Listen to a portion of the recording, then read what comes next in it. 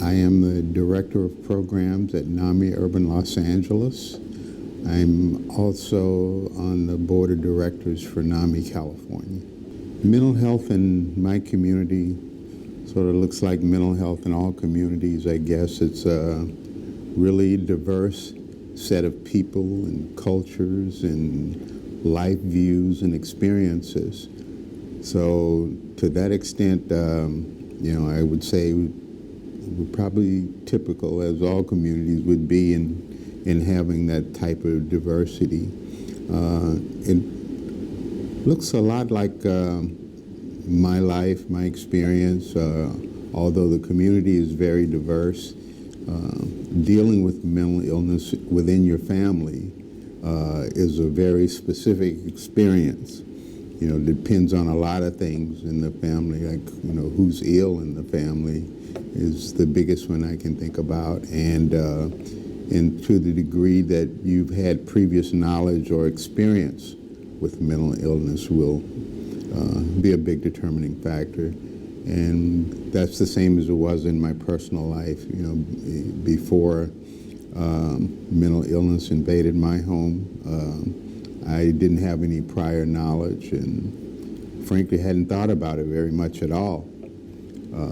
But once it's there, it's undeniable, and you try and figure out, what it is you're dealing with, how large it is, what's the prognosis, what do I do next, who are the people who can help. So it's typical from that perspective, but that's a pretty tall order for someone who had no previous experience with it. And so I think it, in my community, it's just as complex in many ways. There's a wide array of ethnicities and races who are represented in the community, and they all have their experience with dealing with mental illness in their own particular cultural context and also in the mental health system as it's constructed here. So, so we all go through the same things but differently. You kind of get your own flavor with it. And now that community, is my life. It's from a NAMI perspective and from dealing with mental illness more broadly. And so the thing I look for is a way to personalize solutions and help people figure out a way forward while dealing with mental illness. The biggest barrier, I think, for people experience mental illness, and I experience it almost daily, is there are pockets of support, there are pockets of resources, but how do they connect? How do you knit that into a web of support? And that's a really difficult thing. We hear a lot of good things about what's happening in the field and where it's going, but it's really hard to get a person, an individual person who is in obvious need of multiple services usually, in particular medical help and mental health care, and get them connected with, and that usually involve housing of some sort. How do you get them connected with someone who's actually going to help them now? There's just too many holes. There's too much of we'd be happy to help them, but I'll get them in 3 hours. Are they going to be there? Are they going to wait? You don't know. That's not the kind of lifestyle they lead where you can provide that kind of predictability. So there's that and too much excuse making in the system. There needs to be more accountability. It's a big barrier, and God help you if you have a psychotic break and it's not between 9 and 5. You can't, you can't have a mental illness when there's nobody there to respond to it. So that's a part of the system that really needs to be changed, having access to services, around the clock, for individuals and for the families who are dealing with the, trying to get their loved ones assistance and care. Yeah. Most providers just, especially if you're dealing with them as a family member, and not the individual, they always seem conflicted about sharing, or I don't know, maybe feel, threatened by the question answering, or feel like you're trying to evaluate them. But that's a large part of it is spent really just trying to relax the provider. And know that you're not there to evaluate him or anything like that, but and trying to figure out actually how they perceive me as a family member. How do you see my role? What's my role here? If they can see that, and that's a big one. I've come across many who have, and I said, oh, I'll call you, I'll let you know. That's like a non-answer. I'm asking you about my role. What can I do to be of service to you in your desire, I'm sure, to help my family member, to provide them with the best possible services. They're not always able to do that. I might be able to help with that.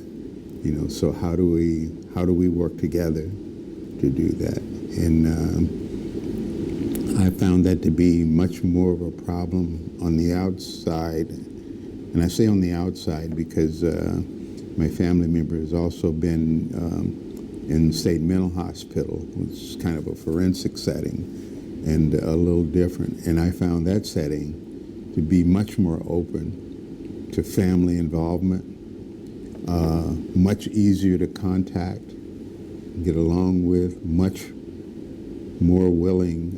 Of course, my daughter was willing to sign a release of information, so it made, remove barriers to having that conversation with them.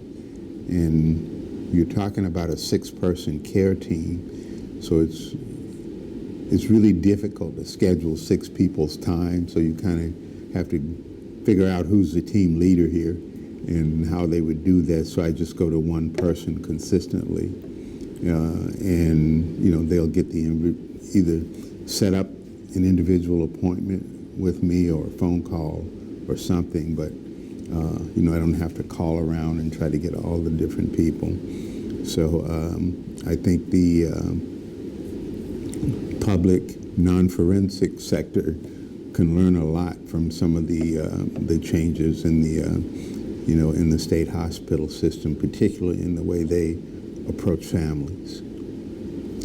It's really hit and miss. There have been providers that I've come in contact with who I felt totally got it, while they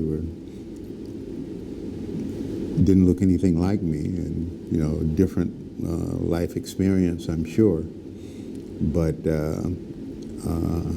they knew enough to at least convince me that they were concerned and cared, and I worked well with them. That was not an issue. I've come on the other side of that, where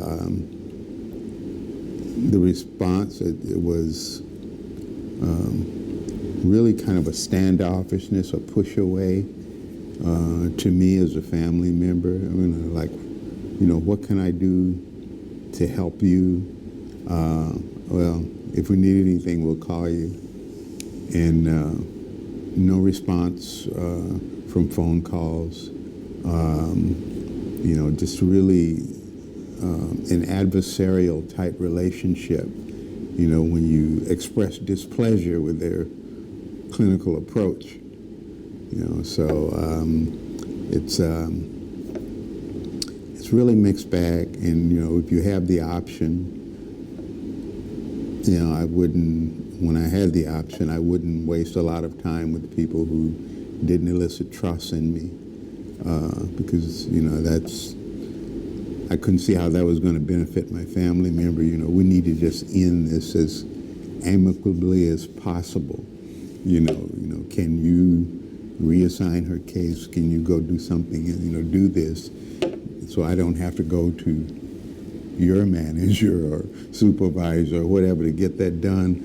Let's just start out, because I think we've pretty much eroded all trust here, and I can't see how we move on from here. So it's difficult, but on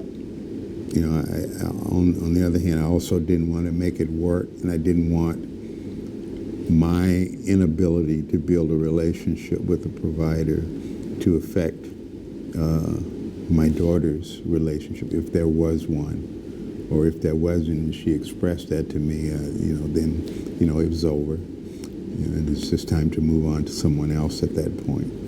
So, not categorically ruling it out, but the mental health field is really a tough place for people of color to feel like they are understood and get their needs met. So that's something we're going to be fighting for a while, until we can develop a sustainable strategy for changing the face of what the public mental health system looks like in California. And I think there are ways that can be done. That's why I'm with NAMI. I think there's ways that can be done, and we need to really place focus on that. I oftentimes describe it as like walking into a bathroom and things are flooding. You don't just go grab a mop. You turn the faucet off first.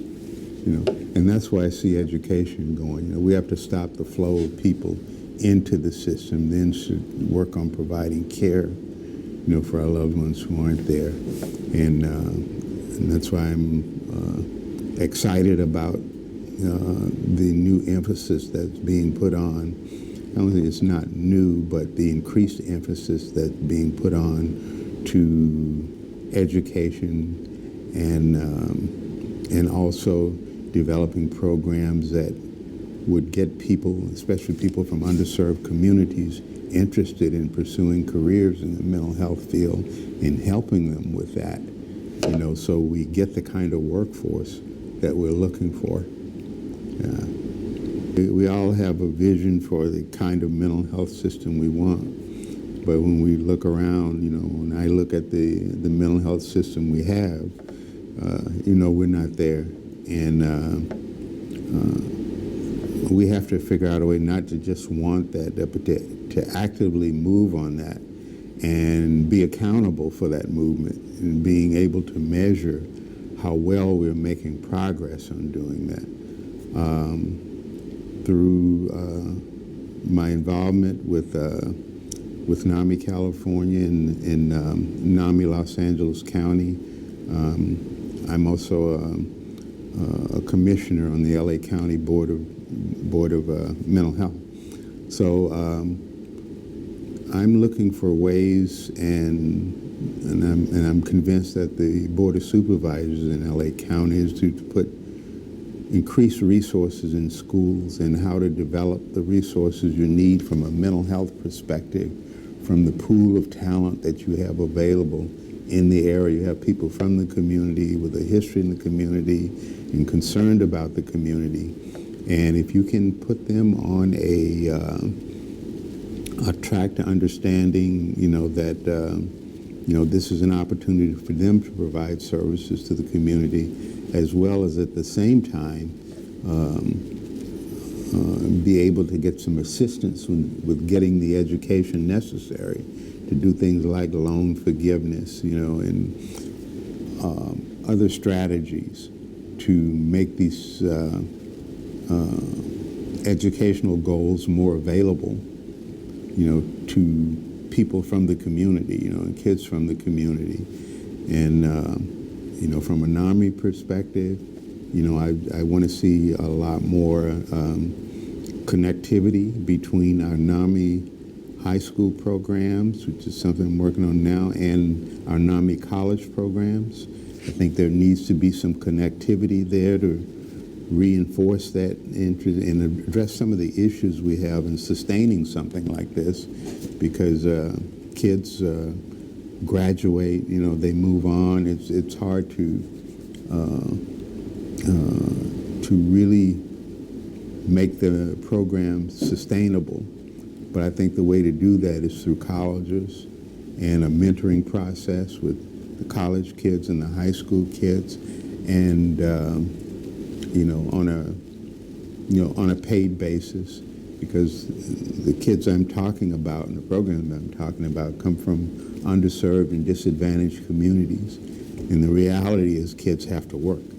I can't ask them to come and volunteer their time, to do it. So, I think the key to success is in being able to sustain the connectivity between those organizations, and really helps to build sort of a lifetime continuum of advocacy, starting with the high schools and the NAMI on-campus high school programs and their connections with the NAMI on-campus college programs, and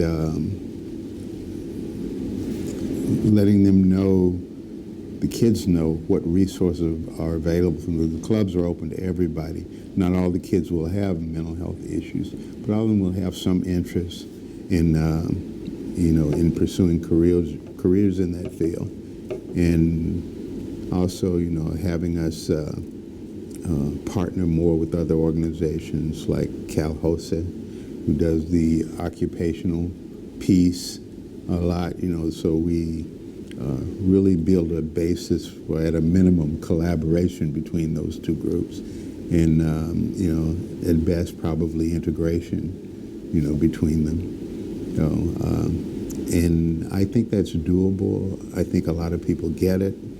All of the information that I've been hearing on it recently has all been leading in that direction.